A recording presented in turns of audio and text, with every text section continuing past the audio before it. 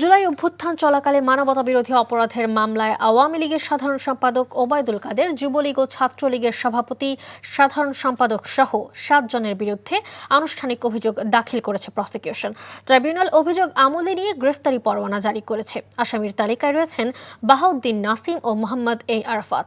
আসামিরা পলাতক থাকলেও ন্যায় বিচারের পথ বন্ধ থাকবে না বলে মনে করেন চিফ প্রসিকিউটর তাজুল ইসলাম। বলেন, আওয়ামী লীগ সাধারণ সম্পাদক ওবায়দুল কাদের ছাত্র জনতার বিপক্ষে ছাত্রলীগকে মাঠে থাকার নির্দেশনা দিয়েছেন।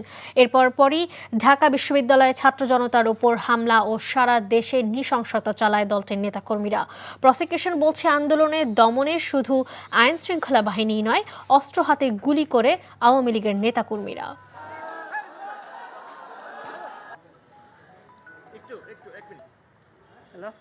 ওবায়দুল কাদের সরকারের একজন প্রভাবশালী মন্ত্রী ছিলেন এবং আওয়ামী লীগের সাধারণ সম্পাদক হিসাবে জুলাই আগস্টে বাংলাদেশে যে গণহত্যাগুলো হয়েছে সেই গণহত্যার পরিকল্পনা, নির্দেশ এবং বাস্তবায়নের ক্ষেত্রে গুরুত্বপূর্ণ ভূমিকা পালন করেছেন এবং একই সাথে তার দলের অন্যান্য নেতারা, বিশেষ করে বাহাউদ্দিন নাসিম, আলী আরাফাত, তারা এই পুরো প্রক্রিয়াতে সরাসরি সম্পৃক্ত থেকে এই হত্যাকাণ্ডকে ফ্যাসিলিটেট করা, হত্যাকাণ্ড সংগঠনের পরিকল্পনা করার ব্যাপারে তাদের বিরুদ্ধে অভিযোগ আনা হয়েছে।